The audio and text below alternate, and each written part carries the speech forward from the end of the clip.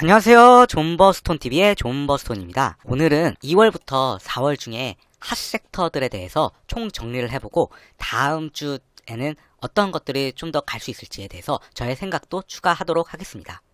먼저 이 표는 제가 2월에서 4월에 매일매일 핫섹터 정리를 했던 거 있지 않습니까? 그런 것 중에서 그 중에서도 엄청나게 좀 강했던 그런 섹터들만 가지고 왔는데요. 이 중에서 가장 핫했던 거는 윤석열 관련주죠. 33회. 3월, 4월 거의 이제 19회 부각되었고 14회 정도 부각이 되었습니다. 이 부각되었다는 의미는 그 날에 10% 이상 올라간 종목들이 최소 2개 이상은 존재하였다. 이렇게 보시면 됩니다. 그래서 윤석열 관련주가 가장 핫했고요. 그 다음으로는 스푸트니크 V하고 신규 상장주가 가능했습니다. 스푸트니크 V도 3월부터 좀 보이다가 4월 달에 7회 정도로 부각 횟수가 늘어나고 있죠.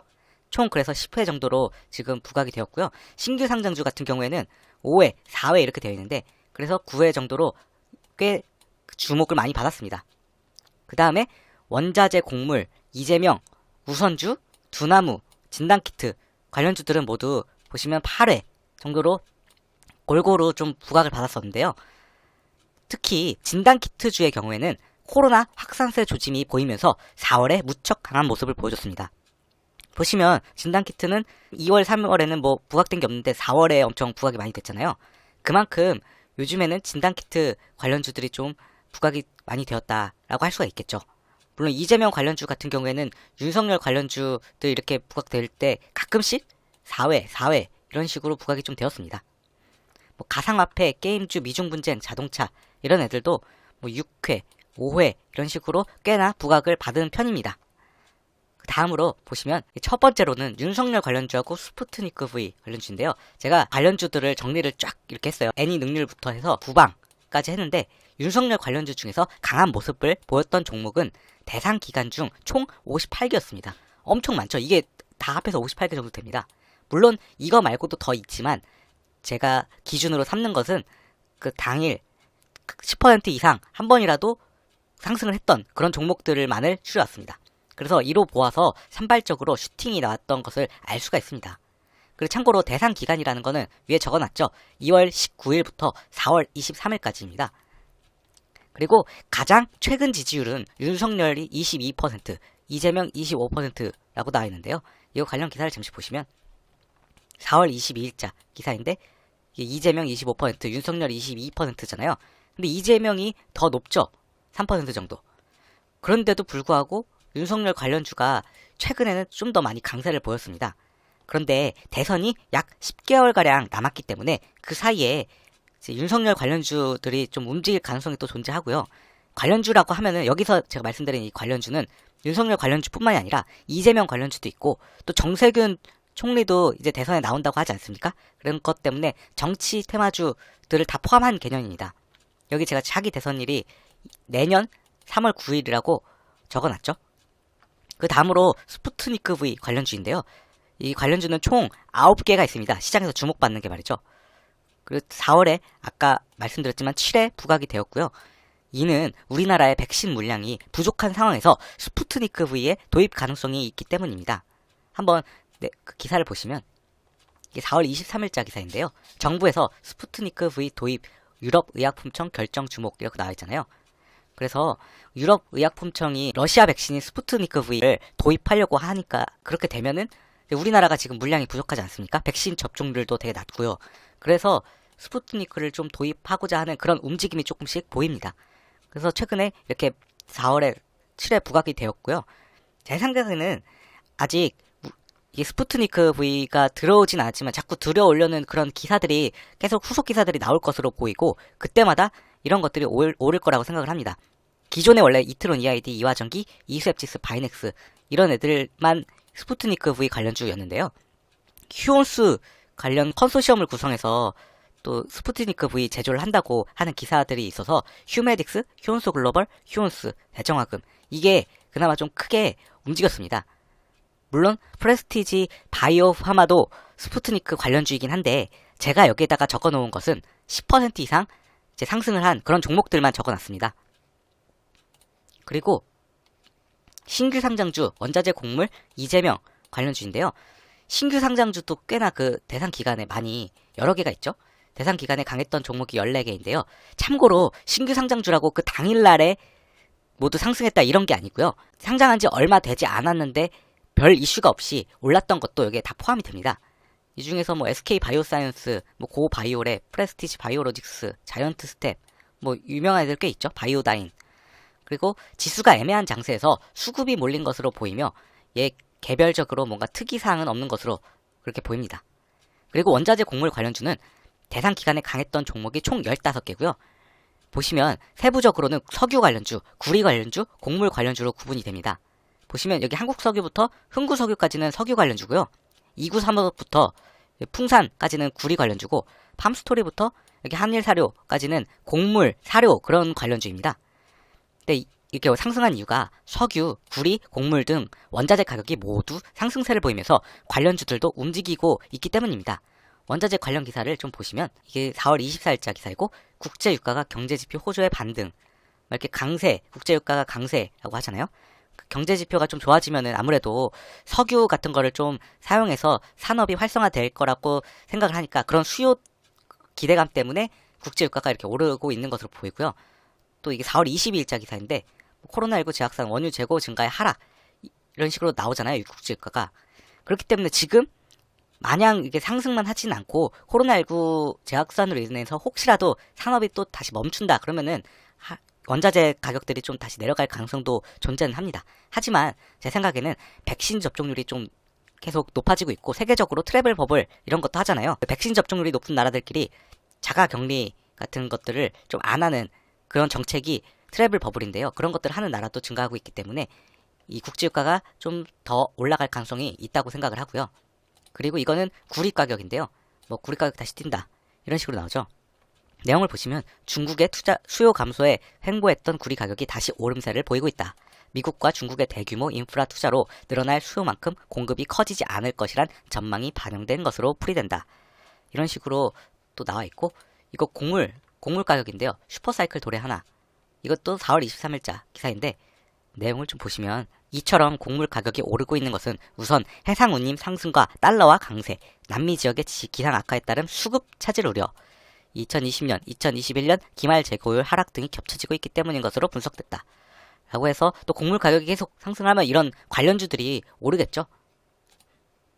그리고 이재명 관련주는 어떻게 보면 윤석열 관련주랑 비슷하게 움직인다고 보시면 됩니다. 지지율이 엎치락뒤치락 하고 있잖아요. 이재명 관련주 중 대상 기간에 강한 모습을 보인 종목이 총 21개입니다. 글로벌 SM부터 소프트캠프까지 말이죠. 윤석열 관련주만큼은 아니지만 산발적으로 슈팅이 나왔음을 알 수가 있고요. 그 다음으로는 우선주, 두나무, 진단키트 이런 거 관련주인데요. 우선주는 꽤나 많습니다. 녹십자홀딩스 EU부터 대원전선 우까지 해서 32개나 되고요. 이 중에서 특정 테마와 엮인 종목도 있지만 대체로 시가총액이 낮은 종목들이 많습니다. 그러니까 별 이슈 없이 시가총액이 그냥 낮은 애들이 세력들이 땡기기가 좋잖아요. 상승시키기가. 그래서 그런 것들이 또 있어요. 근데 보시면 여기 유유제약 1우, 뭐 유유제약 2우, 뭐 이런 애들은 진단키트 관련으로 올랐던 애고 여기 밑에 또 다른 애들 보시면 크라운제가우, 크라운히트홀딩스우, 뭐 대한제당우, 깨끗한 나라우, 덕성우, 뭐 이런 노르페인트우 이런 애들은 윤석열 관련주죠. 근데 이거 말고 그냥 뭐 동양 EUB, 뭐 삼양홀딩스우 뭐 이런 애들은 별 이슈가 없이 올린 겁니다. 그리고 그 다음으로 두나무 보시면 두나무 관련주로 주목받는 종목이 총 9개입니다. 시장에서. 그리고 코인베이스 상장이 4월 14일 날 했는데요. 그런 이후에 이런 두나무 관련주들이 좀 주춤하고 있는 모습을 보이고 있습니다. 기사에 따르면 두나무는 이제 뉴욕 증권거래소 상장 추진을 위해 미팅을 진행 중이라고 하는데요. 관련 기사를 같이 보시면 이게 약간 제목이랑 내용이랑 조금 다른 면이 있습니다. 한번 보시면 두나무가 나스닥 상장 기대라고 기사가 써놨잖아요. 4월 23일자. 근데 내용을 좀 보시면 코인베이스가 나스닥 상장에 성공한 것도 두나무 상장에 힘을 보태고 있다. 코인베이스는 나스닥 상장을 한 건 맞는데 투자은행 업계에 따르면 두나무는 뉴욕 증권거래소 상장 추진을 위해 글로벌 투자사와 미팅을 진행 중이다. 이런 식으로 나오죠. 그래서 제목과 좀 괴리가 있습니다. 제목은 나스닥 상장이잖아요. 근데 여기는 뉴욕 증권거래소 상장이잖아요. 나스닥이랑 뉴욕 증권거래소랑은 좀 다른 개념입니다. 뉴욕 증권거래소가 우리나라의 약간 코스피 같은 느낌이면 여기 미국의 나스닥은 우리나라 코스닥이랑 비슷한 거기 때문에 다른 시장에 상장하는 거라서 지금 기사가 좀 뭐가 맞는지 모르겠지만 여기 내용을 보자면 이게 좀 더 맞다라고 생각을 합니다. 투자은행 업계에 따르면 두나무는 뉴욕 증권거래소 상장 추진을 위해서 미팅하고 있다고 하니까요. 이 나스닥은 약간 제목이 잘못되지 않았나 라고 생각을 하고요. 또 그 다음으로 진단키트주 같은 경우에도 굉장히 많죠. 진매트릭스부터 뭐 시젠, 대부분 우리가 알고 있던 그런 유명한 종목들이 많습니다. 강했던 종목이 총 24개고요. 이는 코로나 확진자 수가 증가세를 보이고 있으며 자가 진단키트 관련 이슈도 존재를 하는데요. 관련 기사를 좀 보시면 이게 일단 24일자 기사이고요. 신규 확진이 785명이고 어제는 797명 이렇게 됐었죠. 그래서 이틀째 800명 육박이니까 지금 확산세가 계속 지속되고 있고, 또 위에 보시면 이거는 4월 23일자 기사인데요. 자가검사 키트 일주 뒤쯤 약국 인터넷 구매 가능할 듯. 그래서 허가를 했다는 겁니다. 내용을 보시면 식품의약품안전처는 23일 항원 진단키트 2종, 이게 SD 바이오센서랑 휴마시스 거를 좀 사용이 가능한 조건부 허가를 내렸다라고 하는데요. 근데 내용을 좀 보시면 이 단장이 요양병원 시설 등 검사 대상자가 일정하고 주기적 검사가 가능하며 검사 결과에 따라 후속 관리가 가능한 영역에서 보조적 수당이 가능할 것으로 본다 라고는 하는데, 이게 뭐 과다한 물량 소요는 없을 것으로 판단한다 라고 하니까 이게 자가검사 키트가 어떻게 사용될지는 지금까지는 잘 모르겠습니다. 일단은 SD 바이오센서랑 휴마시스가 허가를 받았잖아요.